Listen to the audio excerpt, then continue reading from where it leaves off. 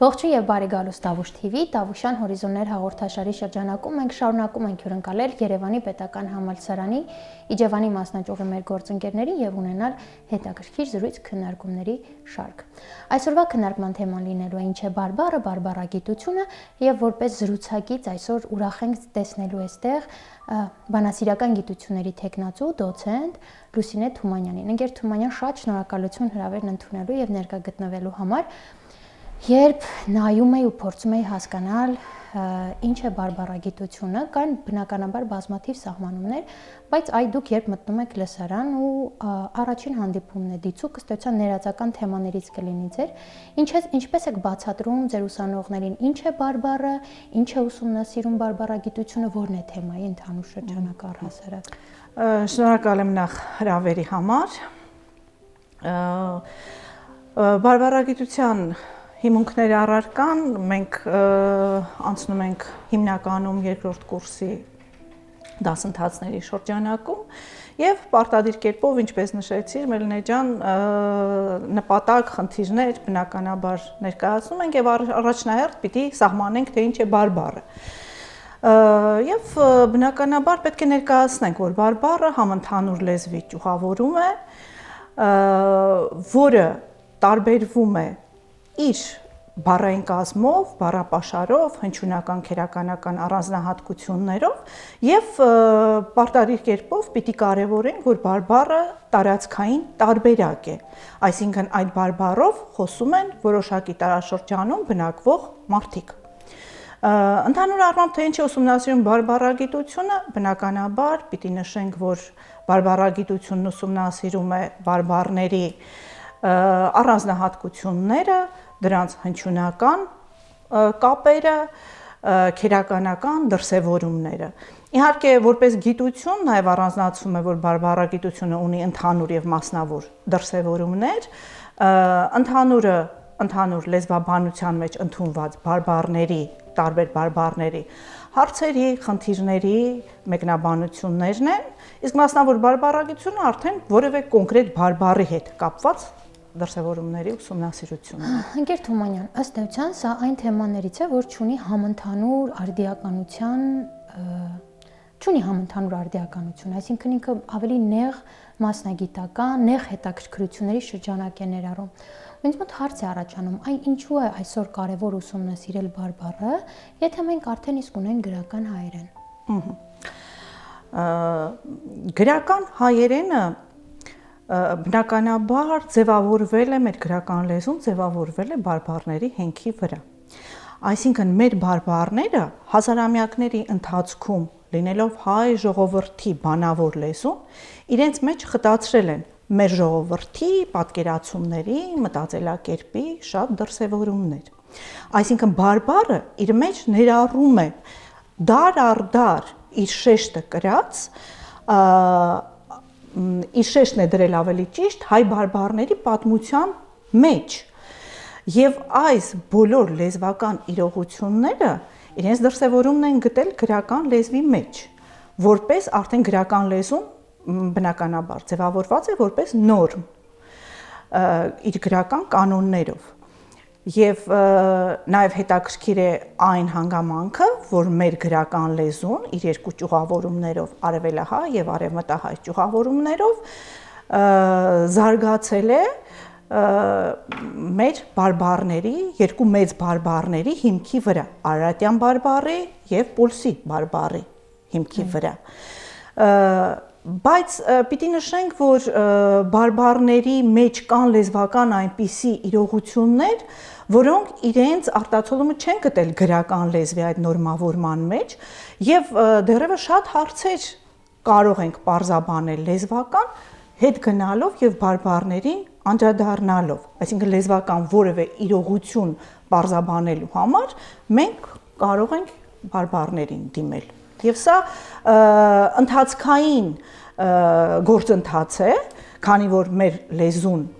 կենթանի լեզու է, այն զարգացման ընթացքի մեջ է գտնվում եւ փոփոխվող երևույթ է լեզուն։ Լեզուն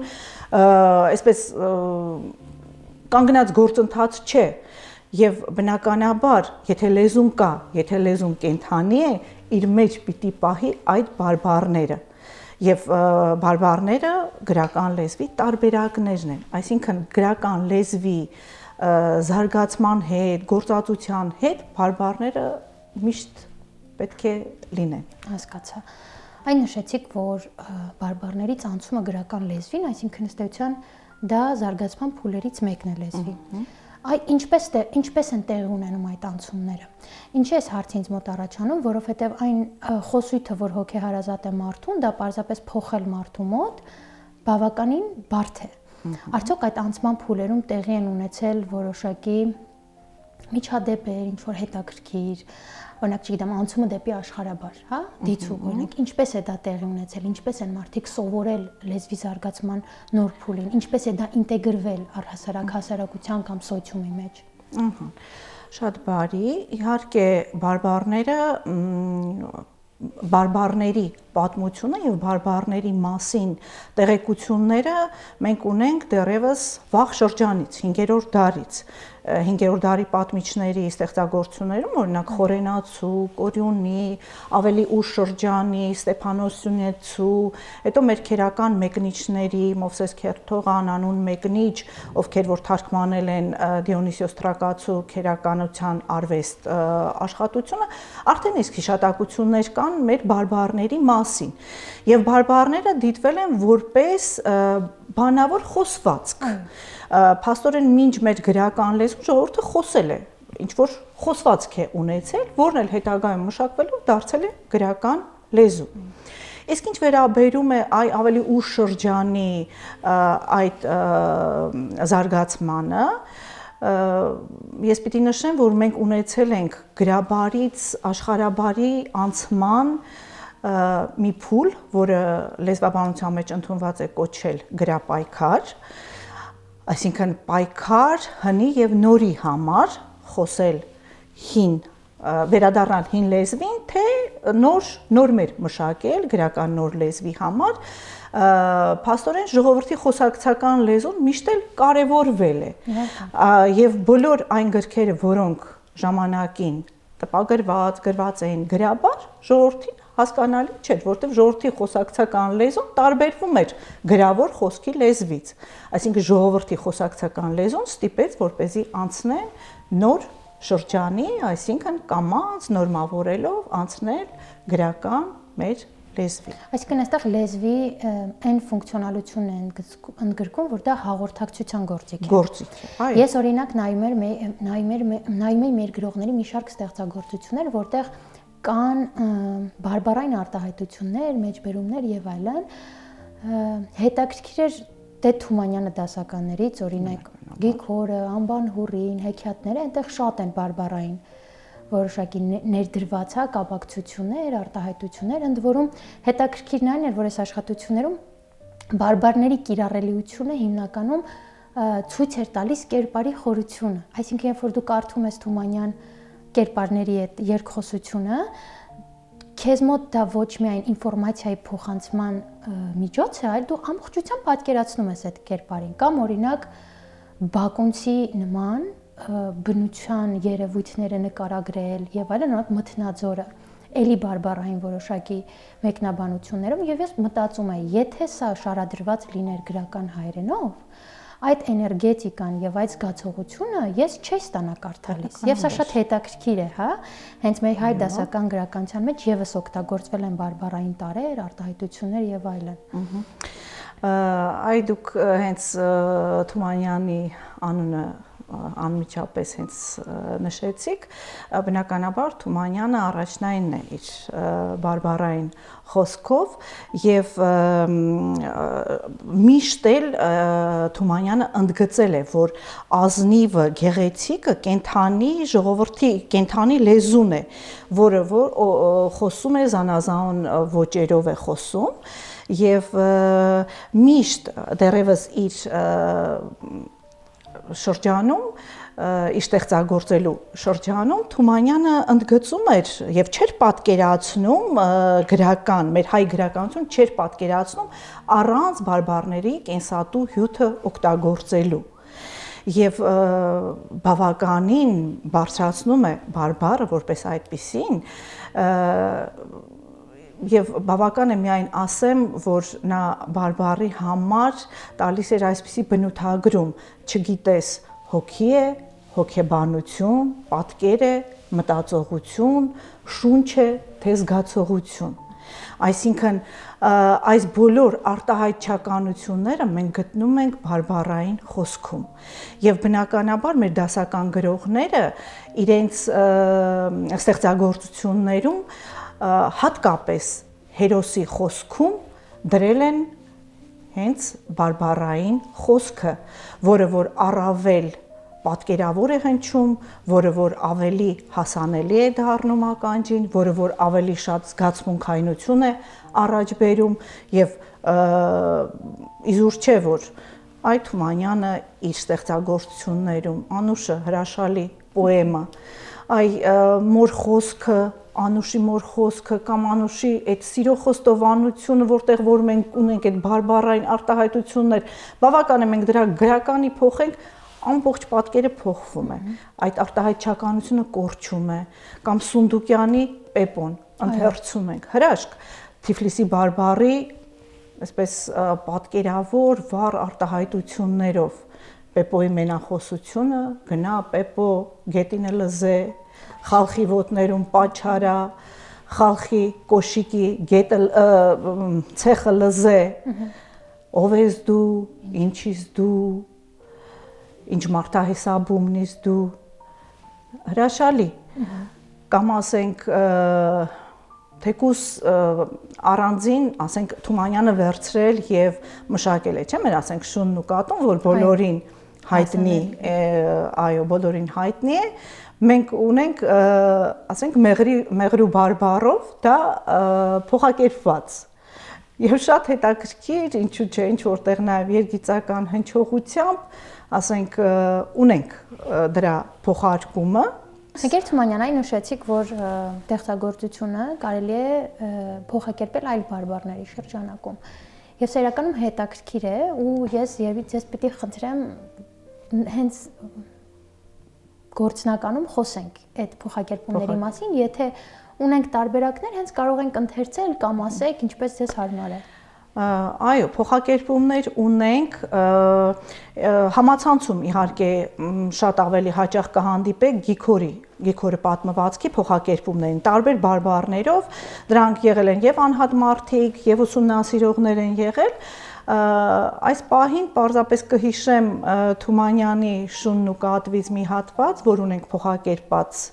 մեղրու բարբառով, ուղղակի ամբողջը չեմ հնչեցնի, բնականաբար մի առանձին հատված, վախտավ կատուն փափախչիլա, շուննալ գլխուն փափախչիլա, ու գիտիս չիմ, շտեղ են շտեղ, ձիքի ցիքես գարան մորթեն, Օնցուրդ վախտը ձմռնա մտեն, կատուն կոշտնի բիրիս մուրթեն։ Շատ հետաքրքիր է։ Օրինակ, եթե չի իմանայի, չէ՞ հասկանա։ Բնականաբար։ Ու մի հետաքրքիր դրվագ պատմեմ, մի անգամից մտաբերեցի, երբ նոր էի տեղափոխվել, Տավուշ բնակվելու, առօրյա կենցաղային իրավիճակներում, երբ օրինակ հավաքույթներ էին լինում եւ այլն, ու հիմնականում ավագ սերնդի ներկայացուցիչներ հենց սկսում էին տավուշյան բարբառով մի քիչ արագ խոսեին, ոչինչ չէի հասկանում, բնականաբար չէի կարող ինտեգրվել այդ խոսակցությանը ու գիտեին մարդիկ, որ ես շատ բաներ չեմ հասկանում ու շատ հաճախ իրենց բարբառային խոսույթը ինձ համար տենց բանալի բառերով փորձում էին բացահայտել, թե ինչ մտքային փոխանակություն է տեղի ունեցել, ու այնքան հետաքրքիր է, երբ փոխակերպվում էր խոսակցական հայերենով, ես էլ չէի ցանկանում լսել այդ խոսակցությունը, որովհետև այդ էներգետիկան, երբ իրենք շփվում են ու դու կողքից նայում ես, այդ էմոցիաներ եւ այլն, լրիվությամբ այլ է, երբ օրինակ դա վերափոխում ես առօրյա խոսակցական հայերենին, ու նույնն է սա։ Ես օրինակ Թումանյանի գրածով կարդալիս հասկանում եմ եւ այլն, բայց այստեղ ուրիշ է էմոցիոնալ դաշտը։ Այսինքն բարբառները ըստ էության լեզվի հարստացման ձև են, բայց միևնույն ժամանակ կա նաեւ տարածված մոտեցում, կարծրատիպ կամ տեսակետ, որ շատ հաճախ բարբառները ընկալվում են որպես ոչ ճիշտ խոսք կամ ոչ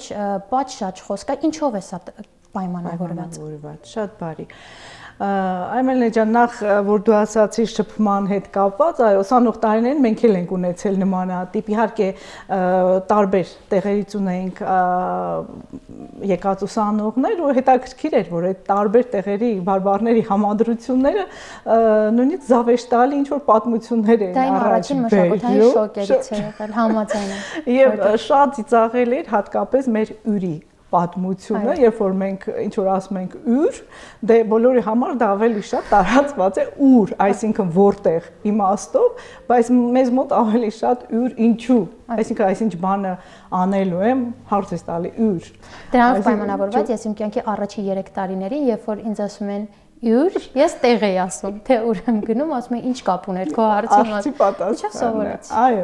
Եվ այդպեսի շատ դեպքեր եւ հիմա նաեւ դասընթացների ժամանակ էլ մենք ունենում ենք, եթե հատկապես տարբեր տարածաշրջաններից են, ասենք նոյեմբերյան ունենք, Շամշադին, Դիլիջան, դե բնականաբար Իջևան, այնքան հետաքրքիր է ստացվում այդ քննարկումները, երբ որ ինչ որ մի բառի հետ կապված մենք սկսում ենք քննարկել, մեկն ասում է, վայ, բա դա մեզ մոտ է այսպես է հնչում, մյուսն ասում է, մեզ մոտ սա է հնչում կամ մեզ մոտ այս իմաստը ունի այս բառը։ Գիտեք ինձ ինչ էր հետաքրքրում, այն նշեցինք Տավուշյան բարբառ եւ միևնույն ժամանակ Տավուշյան բարբառի մեջ ամեն տարածաշրջան իր տարբերություններն ունի, օրինակ Շամշադին, այսինքն ամեն գյուղի խոսակցական բարբառային մասում էլ կան տարբերություններ։ Այ ինչպես է ստացվել, որ այսքան փոքր հանրույթ ենք աշխարհագրական առումով եւս ու այսքան տարբեր են մեր բարբառները լսելիության եւ խոսակցական հասկանալիության իմաստով բնականաբար այստեղ մեծ դեր են խաղացել բնակչության տեղաշարժերը պատմական իրադարձությունների բերումով բնականաբար հենց մեր բարբառների ճյուղային տարբերակվածություններ հենց դրանով է պայմանավորված այսինքն նախ եւ առաջ աշխարհագրական պայմաններով նախ որ ասենք լեռնային է շրջանը կամ հարթավայրային է շրջանը իդեպ ասեմ որ հենց սրանով պայմանավորված նաեւ բարբառների բառապաշարն է տարբերվում ասենք հարթավայրային շրջանում իրենց կենցաղում մարդիկ օգտագործում են այլ իրեր լեռնային պայմաններում օգտագործում են այլ իրեր ասենք գյուղատնտեսության բերումով եմ ասում եւ բավականին շատ տարբերվում է բառապաշարը ասենք պայմանավորված հենց ներքին կենցաղով պայմանավորված իրենց կացութաձևով պայմանավորված առաջին հերթին հենց այդ տեղաշարժերն են եւ բնակեցումները օրինակ կոնկրետ մեր տարածաշրջանի համար 18-րդ դարի վերջ 19-րդ դարի սկիզբ մենք ունեցել ենք եւ Պարսկաստանից եկած բնակչություն եւ Ղարաբաղից վերաբնակեցումներ ենք ունեցել եւ այդ իսկ պատճառով հենց կոնկրետ մեր խոսվածքը դարձել է այսպես ասած միջին խոսվածք օրինակ դե ճյուղավորումները 3-ն են բարբառների ում կ էլ ճյուղերի ենք բաժանում պայմանավորված սահմանական եղանակի ներկա ժամանակի կազմությամբ ասենք եթե մենք ասում ենք խոսում եմ կամ խոսում եմ ուրեմն սա ում ճյուղի բարբառ է եթե ասում ենք կխոսեմ այս կ ճյուղի բարբառ է կամ եթե ասենք ուրմիախոյի բարբառները ասում են խոսեսեմ խոսել եմ, այդ արդեն Լ ճյուղի բարբառներ են համարվում։ Կոնկրետ մեր Իջևանի խոսվածքը, քանի որ այստեղի բնակիչները երկու այսպես բնակեցումներ են եղել, այդ Ղարաբաղցիներ եւ այլ տեղից եկածներ, մեր բարբառը միջճյուղային է դարձել։ Այսինքն մենք ունենք բարբառային դրսևորումներ, որոնք ասենք իրենց հատկանիշներով նման են Ղարաբաղի կամ Արցախի բարբառին եւ ունենք հատկանիշներ, որով նման ենք Արարատյան բարբառին։ Այսինքն միջին դիրք է գրավում Արարատյան ու Ղարաբաղի բարբառների միջև։ Եվ հենց սրանով էլ կարող ենք պայմանավորվել եւ տարբերությունը նոյեմբերյանի խոսվածք, Իջևանի խոսվածք, Շամշադինի խոսվածք եւ այլն։ Եթե վերադառնամ իմ նախորդ հարցին, թե ինչու են շատ հաճախ բարբառային խոսույթը ընկալում ոչ ճիշտ, ոչ պատշաճ խոսույթ։ Ասեմ ինչու եմ ուզում անդրադառնանք այս հարցին, որովհետև մի կողմից էլի նշում եմ բարբառը լեզվի հարստացման ձև է, բայց երբ մենք բարբառով խոսող մարդկանց ենք հանդիպում կամ լսում, ինչ որ դոմինանտ այլ միջավայրում, դա մեզ համար կարծես որոշակի անհարմարավետությունը այո առաջացնում եւ սա իրականում հետաքրքիր է սա անկալման խնդիր է թե պարզապես որ օրինակ ընդունված է որ մեր պետական լեզուն գրական հայերենն է դրանով է ինչն է խնդիրը ինձ թվում է իհարկե ժամանակին ավելի խիստ են մոտեցել այդ հարցին եւ բարբառները ինչ որտեղ փորձել են մերժել բարբառների նկատմամբ խիստ մոտեցում է եղել, հատկապես խորհրդային շրջանում, այսինքն թե գիտնականները, թե լեզվաբանները, թե տարբեր ոլորտի ուսումնասիրողներ շատ հաճախ են հանդես եկել բարբառագիտության եւ բարբառայնության դեմ։ Այն նույնիսկ համարել են ցածր խավերի լեզու են համարել, նույնիսկ խորհրդային շրջանում ամսագրեր, թերթեր էին հրատարակում եւ շատ խիստ էր դրված։ Բայց վերջին ժամանակահատվածում ինձ թվում է բոլորս էլ նկատած կլինեն, որ կարծես այս կարծրատիպերը կոտրվել են եւ ինչ որտեղ նաեւ բավականին լայն ասպարեզ է տրված բարբառներին, բարբառախոսության համար։ Իհարկե, գրական լեզուն ընդունված է որպես հաղորդակցման, պաշտոնական գրագրությունների, փաստաթղթերի լեզու, իհարկե պաշտոնական շփումների լեզու, որը որ բնականաբար չեն կարող ժխտել եւ դա այդպես է։ Իսկ բարբառը ընդունենք հասարակ շփումների լեզու։ Եվ եթե հաշվի առնենք այդ հանգամանքը, որ մարդը այս դեպքում, ասենք այն ժամանակ կարող է ամոթ զգար, որ սկսեր բարբառով խոսել, բայց հիմա ինձ թվում է դա չկա, բայց նորից եմ ասում, խոսքը վերաբերում է ազատ շփմանը։ Ազատ շփման ժամանակ մարդը անկաշկանդ պետք է շփվի ինչպես ուզում է։ Իսկ արդեն պաշտոնական հանդիպումների ժամանակ, դասընթացների ժամանակ, դպրոցում դասերի ժամանակ բնականաբար պիտի պահվի մեր գրական լեզվի պետական լինելը։ Առաջնահերթ է նաև այս համատեքստում այն, որ գրական հայերենով խոսելը հասանելի է բոլորին։ Օրինակ Երևանի բարձրագույն ուսումնական հաստատությունում ես մի պահ պատկերացնում եմ, որ մենք թեկուզ առօրյա շփման ընթացքում յուրաքանչյուրս մեր բարբառով խոսենք։ Առնվազն չենք հասկանա իրար, այսինքն եւ դա ինչ որ ձևով համընդհանուր գրական լեզուն, համընդհանուր հաղորդակցման լեզու է։ Եւ դրանով պայմանավորված կարեւոր է նաեւ այդ գրական հայերենի ընդունելու հանգամանքը։ Եթե մի պահ պատկերացնենք, որ բարբառները վերանում են Գեր Թումանյան, ինչ կկորցնենք մենք։ Բարբառները կորցնելու հետ մենք կկորցնենք մեր դարավոր պատմության ինչ որ մի շղթա կկորցնենք, այսինքն շղթան կկտրվի, այսպես ասած, եւ բարբառները մեր մշակութային արժեքն են, մեր հոգեվոր արժեքն են ներկայացնում։ Բարբառների միջոցով մեզ փոխանցված են բազմաթիվ բանահյուսական երգեր, բազմաթիվ մշակութային ստեղծագործություններ եւ իրոք մենք այդ արժևորումը հոգևոր մշակութային արժևորումը եւ պատմական այդ մի շերտը կարելի ասել կկորցնենք, բայց իրականում չի կարող լինել նման բան, որտեվ ես ասացի եւ նորից եմ ասում, որ եթե մենք ունենք կենթանի լեզու, այն չի կարող լինել առանց տարբերակների, քանի որ աշխարհի բոլոր լեզուներն էլ ունեն նմանատիպ դրսևորումներ։ Ասենք մենք հիմա, ասենք արդի ժամանակահատվածում, օրինակ ինքներս ականատես ենք լինում անգլերենի տարբեր դրսևորումների, չէ՞, այսինքն դրանք տարբերակներ են, անգլիայում խոսողների համար առանձին, ամերիկա բնակների, ասում են ամերիկյան անգլերեն, չէ՞, դա ինչ որ խոսվածքային տարբերակ է բոլոր դեպքերում։ Եվ եթե կա կենթանի լեզու, այլ բան է, ասենք մեռած լեզուների մասին, բնականաբար դրանք տարբերակներ ունենալ չեն կարող։ Շումերերենը, կոնկրետ ասենք, խեթերենը կամ գրաբարը, դրանք տարբերակներ ունենալ չեն կարող։ Այսինքն դրանք ձևավորվել են ինչ որ խոսվածքների հիման վրա եւ հիմա արդեն այլևս գործածական չեն։ Իսկ եթե մենք լեզուն գործածում ենք, լեզուն կենթանի է, բնականաբար մենք այդ տարբերակները պետք է ունենանք։ Որոնք են ձեր ամենասիրելի բարբառները եւ ինչու։ Ահա։ Տավուշյան բարբառից բացի։ Բնականաբար Տավուշյանը ամենագլխավերևում է։ Շատ եմ սիրում Արարատյան բարբառի, իհարկե Օշականի խոսվածքն է շատ հաճելի, ականջին բավական այսպես հնչելի։ Վայոց գծված այնտեղ օրինակ, այնտեղ օրինակ շատ հետաքրքիր դրսևորումներ կան, հատկապես օրինակ շնչեղ ձայնեղների գործածությունն է, այնտեղ բավականին տարածված, ասենք մեր ձայնեղ հնչյունները ԲԳԴ-ջն մեր ձայնեղ հնչյուններն են, եւ այնտեղ տարածված այդ շնչեղ հյով արտասանությունները բհերան, գարուն, նմանօրինակ ձևեր, որ ինքան հետաքրքիր հնչողություն են առաջ բերում։ Շատ հաճելի է օրինակ Վայոց ձորի տարածաշրջանի, հատկապես մենք հաճախակի շփվում ենք այդ շրջանի բնակիչների հետ եւ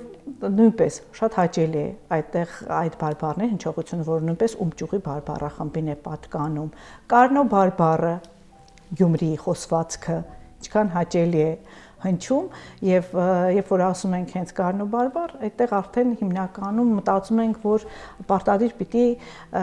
երգիծական, զավեշտալի ինչ որ պատմություններ լսենք անպայման այդ մարդկանցից եւ Մեղրիի բարբառն է շատ հաճելի, իհարկե բուն Մեղրիի բարբառը այժմ չկա, այն հին բարբառը, որը որ մեզ ներկայացրել է մեր մեծ լեզվաբան Էդվարդ Աղայանը իր ուսումնասիրության մեջ, բայց դրսևորումները պահպանվում են իհարկե։ Շատ հետաքրքիր է։ Գիտեք, ինչ եմ մտածում, Գեր Թումանյան, այն օր նշեցինք, որ գրական հայրենից կամ դասական գրականությունից շատ հաճախ տեղի ունենում բարբառային փոխակերպումներ։ Ինչ հետաքրքիր է, ում կողմից է դա արվում, օրինակ դիցուք, տեղացի բնակիչը, որ ունի որոշակի գիտելիքներ, կարող է դա որևէ ստեղծագործություն թարգմանել եւ դա հիմք ընդունենք, որ դա այո բարբառային ճիշտ ձև է։ Թե օրինակ կան մասնագետներ, օրինակ ձեզ նման, կամ դա պետք է հաստատվի որոշակի ընթացակարգերով։ Ինչու եմ սա ասում, որովհետեւ բնականաբար խոսույթի փոփոխությունը իր հետ բերելու է նաեւ ինֆորմացիայի փոխակերպման։ Ում կողմից է դա արվում, որ ավելի գրագետ լինի, որ պահպանվի բարբառագիտության այդ նորմերը։ Բնականաբար խիստ, ասենք, կարևոր է բարբառագետ լինելու հանգամանքը, որովհետև բարբառագետները ունեն հատուկ ինչ որ գործընթացներ ունեն, որի գործընթացներ կան եւ ունեն կոնկրետ քերականական ձևեր, հնչյունական ձևեր, որոնց որ պիտի անպայման անդրադառնան բանահավաքչության ժամանակ։ Խիստ կարևոր է, թե ումից ես դուք հաղում այդ նյութը, որովհետև ավելի շատ բարբառակիրները ավելի տարեց մարդիկ են լինում, ավելի հասակով մարդիկ են լինում եւ բնականաբար այս ճիշտ քննությունը պիտի տարվի նաեւ բանահավաքների միջոցով, ովքեր զբաղվում են, ասենք, բանահյուսությամբ։ Այդ մարդիկ նույնպես զբաղվում են բանահավաքչությամբ եւ գիտեն, թե ումից կարելի է այդ նյութը վերցնել։ Իհարկե մեր շփումները ցույց են տալիս, որ երիտասարդ սերունդը այդքան էլ խորացված չի տիրապետում բարբառին։ Չգիտեմ, միգուցե ավելի շատ է քաղաքի հետ շփումը հիմա, որովհետև այն ժամանակ այսքան լայն եւ ընդգրկուն չէին այդ շփումների շրջանակը։ Իսկ հիմա ավելի շատ է քաղաքի հետ շփումը, ինձ թվում է, եւ երբ որ մենք երիտասարդների հետ ասենք հանդիպում ենք, զրուցում ենք, իհարկե կան երիտասարդների մեջ ոչ շատ, բայց հանդիպում ենք այսպես խոր բարբառակիր երիտասարդների ենք հանդիպում, եւ ես շատ հաճախ հանձնարարականներ տալիս եմ, բայց պարտադրում եմ, որ եթե ունեք տանը տատիկ, պապիկ կամ հասակով ավելի մեծ անձնավորություն, խնդրում եմ, որ անպայման իրենից վերցնեն, քաղեն եւ այդ նյութերը մենք պահում ենք եւ շատ հաճախ օգտագործում ենք հաջորդ սերունդների համար այդ հետաքրքիր պատմությունները։ Գալով երիտասարդների։ Հիմա եթե դիցուք օրինակ մի քանի տարի առաջ ես գրեթե չէի հանդիպի օրինակ երիտասարդների, ովքեր շատ հաճախ կարող է կաշկանդվեին նույնիսկ իրենց բարբառներով խոսելիս, Հիմա կան հենց մեկը Տավուշի մարզում շատ երիտասարդներ, որոնց համար բարբառը դարձել է ինքնատիպ եղանակ, գործիք, հանրային մեծ լսարան ունենալու, իրենց բարբառով խոսելու, իրենց լսարանը ավելի ընդլայնելու, իրենց տարածաշրջանի պատմությունը, ոգին, էներգիան բարբառով փոխանցելու համար, եւ սա իրականում շատ ուրախալի է։ Ընդ որում ես միշտ ասում եմ, եթե այդ ամենը զուգորդվում է գրագետ ձևով անելու իրողությունը, շատ ավելի լավ բան է ստացվում։ Ու այստեղ էլի սահման կա, որի մասին ես ուզում եմ մենք անպայման խոսենք, որն է բարբառագիտության եւ ժարգոնի այս խոսույթի միջև այդ նուրբ սահմանը եւ ինչպես դա պետք է պահպանել։ Սա եւս էլի շատ կարեւոր թեմա է։ Իրոք, շատ լավ հարց էր, Մելինե ջան։ Այ նախ երիտասարդ սերնդի հետ կապված բնականաբար հիմա այս մեդիա հարթակները, սոցիալական հարթակները բավականին այսպես լայն հնարավորություն են ընձեռում երիտասարդներին։ Ինչու՞ են երիտասարդներին, մենք նաև տարիքով մարդիկ ենք տեսնում, որ զբաղվում են այդ գործունեությամբ հիմնականում, ասենք յուրաքանչյուր իր բարբառով վերցրած կամ ինչ-որ պատմություններ են ստեղծում, ներկայացնում։ Այսինքն այս մեդիա հարթակները կարծես թե այսպես նեղ միջավայրից հանրային հարթություն են տեղափոխում բարբառները։ Եվ բնականաբար սա դառնում է ինչ որտեղ ճանաչելիության գործոն է դառնում եւ ավելի շատ այսպես սրանք գործածվում են որպես հումորային, երգիծական բնույթի, այո, ժամանցային բնույթի դրսևորումներ են սրանք։ Իսկ ընդհանրապես եթե վերցնենք բարբառ եւ ժարգոնային բառեր, այս երկու եզրույթները վերցնենք, երկուսն էլ պատկանում են բառապաշարի ոչ գործուն շերտին են պատկանում։ Բայց բարբառները որպես առանձին այս եզրույթներ մենք խիստ կարևորում ենք եւ բարբառների համար մենք ունենք հնչյունաբանական առանձնահատկություններ, քերականական առանձնահատկություններ, իսկ ժարգոնների համար չունենք, որովհետեւ ժարգոնները հիմնականում դրանք սոցիալական ինչ որ միջավայրում գործածվող բառեր են, ինչ որ որոշակի զբաղվածություն ունեցող մարդկանց համար։ Այսինքն ժարգոնները չեն ընդհանրանում, բայց բարբառները ընդհանրանում են տեղի բնակչության համար։ Ժարգոնով կարող են խոսել առանձին զբաղվածություն ունեցող մարդիկ, ասենք զինվորականները, առևտրականները, հանցագործները, առանձին խմբեր, եւ նրանք ունեն, ասենք ինչ որ բառերի խումբ է դա, ոչ թե դրանք կարող ենք վերցնել ու ինչ որ վերլուծության ենթարկել, այլ նրանք ինչ որ բառերի խումբ են օգտագործում, որը հասկանալի է միայն իրենց։ Իհարկե որպես ժարգոնային բառեր պիտի ընդունենք, որ նաև երիտասարդ սերունդն էլ ունի, ասենք ուսանողներն էլ ունեն իրենց ժարգոնային բառերը, չէ՞։ Հիմա ինչքան շատ է տարածված, թույն է, կայֆ է, կամ գցեց ինձ, մուկ ենք տշում, նմանօրինակ արտահայտություններ, որոնք ժարգոնային են համարվում, օքեյը, ասենք ինչքան շատ է տարածված հիմա, եւ այս ժարգոնայնությունները ավելի շատ օտար բառերից են մտնում մեր լեզվական բառապաշար եւ ցանկալի չէ բնականաբար։ Ավելի լավ է բարբառով խոսեն, քան այդ ժարգոնային։ Հետաքրքիր է, որովհետեւ բարբառային խոսույթի ժամանակ շատ քիչ է պատահում, երբ դու ունենում ես տհաճ զգացողություններ։ Օրինակ, ի տարբերություն ժարգոնային խոսույթի, դու շատ հաճախ կարող ես ունենալ շատ նեգատիվ զգացողություններ։ Դա էլ շատ կարեւոր է։ Իհարկե, ասենք աշակերտներն էլ ունեն, բայց նրանց մոտ այդքան շատ խորացված չէ, երբ որ ասում ենք օրինակ մաթեմ չունենք այսօր կամ անգլ չկա, սա ժարգոնային խոսակցություն է, բայց այդքան, ասենք, չի խորացնում այդ զգացողությունը, քո ասած այդ տհաճ զգացողությունը, որքան որ այդ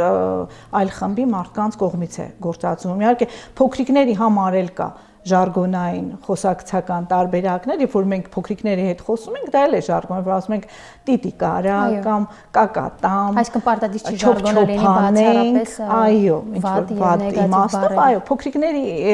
համար այդ գործածվողները այսպես մի քիչ էլ ինչ որ փաղաքշական նրբիմաստներ են առաջ բերում, բայց բնականաբար այդ հանրութային այդ խմբի կողմից գործածվողները այդքան էլ հաճելի չէ։ Հետաքրքրված են արդյոք ուսանողները բարբառագիտությամբ եւ ինչու է կարեւոր ձեր մասնագիտությունը կրող մարդկանց, մասնագետներին նաեւ իմանալ բարբառագիտության մասին։ Իհարկե, բարբառագիտությունը անցնում է, այսինքն նեղ մասնագիտական առարկա է եւ բնականաբար մեր բանասերներին խիստ անհրաժեշտ է այս դասընթացը, ինչու որովհետեւ նորից եմ ասում, լեզվական շատ երևույթներ կան, որոնք պետք է բացատրել հենց բարբառային իրողությունները մատնանշելով։ Հետաքրքիր է ուսանողների համար այնքանով, երբ որ մենք դասընթացը սկսում ենք ու տեսական նյութին ենք անդրադարձ կատարում սկզբից, կարծես թե իրենք այլ պատկերացում են ունենում, ես ասում եմ համբերեք, մինչև որ հասնենք բուն բարբառներին։ Տեսական նյութից հենց անցում ենք կատարում բարբառներին, մի այլ տեսակ աշխուժություն է նկատվում, եւ ես իրենց տալիս եմ լայն հնարավորություններ ըստ իրենց կարողությունների, ըստ իրենց հմտությունների, ազատ եմ ես իրենց պահում այդ հարցում եւ ասում եմ հաջորդ ժամին դուք ինքներդ եք ներկայացնելու այս բարբառը ինչպես ուզում եք ներկայացման տեսքով, ուզում եք ինչ որ երկխոսությունների տեսքով, ձևաչափը իրենք են որոշում։ Եվ այնքան հետաքրքիր դասաժամեր ենք ունենում, ներկայացումներ ենք ունենում, բավականին հետաքրքիր պատմություններ ենք ունենում հենց այդ բարբառներով եւ մեր դասընթացի այդ շրջանակում նույնիսկ ունեցել ենք միջոցառում հենց բարբառագիտությանը նվիրված ու շատ հետաքրքիր էր, ես թվում է բոլորն էլ բավականին սիրեցին այդ ձևը։ Ընկեր Թումանյան, սովորաբար մեր քննարկումների զրույցների վերջում ես խնդրում եմ, որ մեր հյուր բանախոսը ուղերձով դիմի իր մասնագիտական հարթությունից կամ որպես մարդ, ով իր ոլորտում ունի որոշակի արված գործ կամ պարզապես այդ հարթությունից, բայց ես դա խնդրելու եմ անեք բարբառով։ Կամ որպես մաղթան, կամ որպես ուղերձ, փորձեք դա անել կամ ձեր սիրելի բարբառով կամ տավուշյան բարբառով, չգիտեմ, բայց շատ հետաքրքիր կլինի կարծում եմ լսողներին եւ հոգեհարազատ, եթե որոշեք տավուշյան բարբառով ասել։ Իհարկե, առաջին հերթին ինչ կմաղթեմ։ Կմաղթեմ, որ սիրենք մեր բարբառները, պահպանենք մեր բարբառները գործածելով եւ երկյուղածությամբ գործածելով, որովհետեւ մենք տեսեք շատ հաճախ ասում ենք եկեք պահպանենք մեր պատմական հուշարձանները, նրանք ազգային արժեք են ներկայացնում եւ նույն ձևով ես կցանկանամ, որ պահպանենք մեր բարբառները, իրոք նրանք մեծ հոգեվոր արժեք ունեն իրենց մեջ, նրանք մեր լեզվի համն ու հոտն են, այսպես ասած, եւ նրանք այնքան ճկուն են մեր բարբառները, որ տարբեր